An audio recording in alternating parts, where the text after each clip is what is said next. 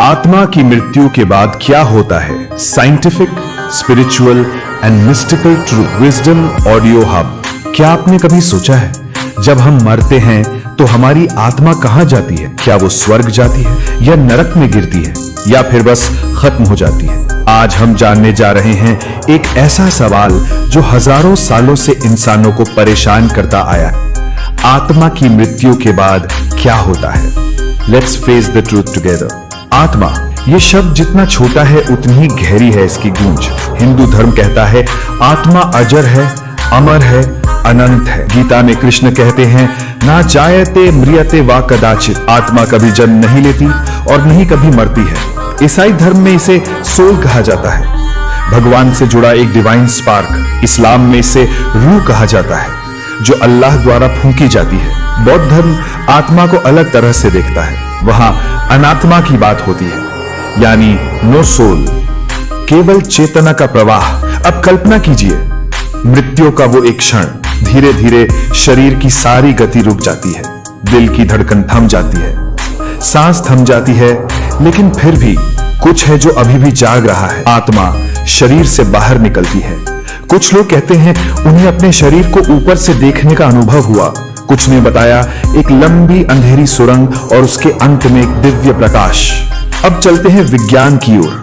Near death experiences पर दुनिया की कई यूनिवर्सिटीज ने रिसर्च की है। Doctor Raymond Moody, doctor Sam Parnia, इन वैज्ञानिकों ने हजारों लोगों के अनुभव रिकॉर्ड किए। बहुत से लोगों ने बताया उन्होंने एक सुरंग देखी, सुरंग के अंत में एक चमकता प्रकाश, दिव्य संगीत सुना, एक शांति महसूस की और अपने शरीर को बाहर से देखा। पर वैज्ञानिक क्या कहते हैं? जब हमारा मस्तिष्क मर रहा होता है, टेम्पोरल लोब और पीनियल ग्लैंड में अजीब न्यूरोलॉजिकल एक्टिविटी होती है। Hallucinations, time distortion, spiritual visual. Scientists मानते हैं ये सब शायद lack of oxygen, brain chemistry या डिफेंस मैकेनिज्म के कारण हो सकता है। लेकिन सवाल यह है, क्या यह सिर्फ दिमाग का भ्रम है या आत्मा की असली यात्रा की झलक? अब हिंदू धर्म कहता है आत्मा कभी नहीं मरती, वो सिर्फ शरीर बदलती है। जैसे पुराने कपड़े उतारकर नए पहनना, वैसे ही आत्मा पुनर्जन्म लेती है। जो जैसा कर्म करता है वैसा फल उसे अगली जिंदगी में मिलता है।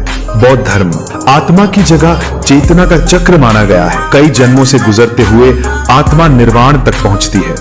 ईसाई धर्म मरने के बाद आत्मा ईश्वर के सामने पेश होती है, फैसला होता है स्वर्ग मिलेगा या नरक। इस्लाम मरने के बाद आत्मा बरज़ख में जाती है, फिर कयामत के दिन उसके कर्मों का हिसाब होता है। अब सोचिए, आप मर चुके हैं, आपका शरीर नीचे है लेकिन आपकी आत्मा ऊपर उठ रही है।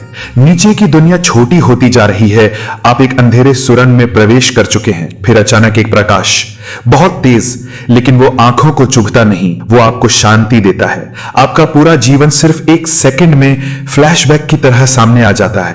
फिर एक दिव्य आवाज गूंजती है, क्या तुम तैयार हो फिर से सीखने के लिए? तो आत्मा के साथ क्या होता है? रीबर्थ, आत्मा एक नया शरीर धारण करती है। लिबरेशन, मोक्ष, जहां आत्मा संसार के चक्र से मुक्त हो जाती है। हेवन और हेल, कर्मों के अनुसार इनाम या सजा। स्पिरिचुअल कंटिन्यूएशन, आत्मा एक हायर डायमेंशन में प्रवेश करती है। टोटल डिसोल्यूशन, आत्मा परम चेतना में लीन हो जाती है, जैसे नदी सागर में मिल गई।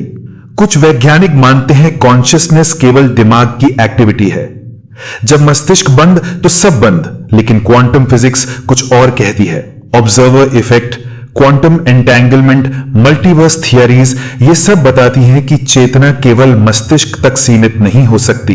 डॉक्टर रॉजर पेनरोज जैसे वैज्ञानिक मानते हैं आत्मा की चेतना क्वांटम एनर्जी हो सकती है, जो मृत्यु के बाद ब्रह्मांड में विलीन हो जाती है।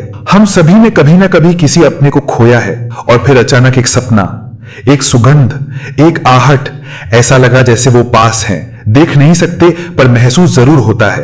क्या ये सिर्फ भावनाएं हैं या आत्मा कोई संकेत छोड़ जाती है?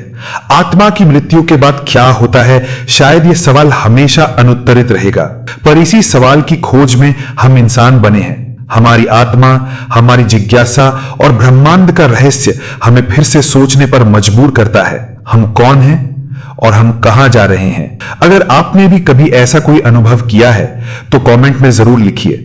और अगर आप आत्मा, पुनर्जन्म और ब्रह्मांड के रहस्यों में रुचि रखते हैं तो अगला वीडियो जरूर देखिए। आपका स्वागत है विजडम ऑडियो हब में, जहां हर सवाल से शुरू होती है एक नई यात्रा।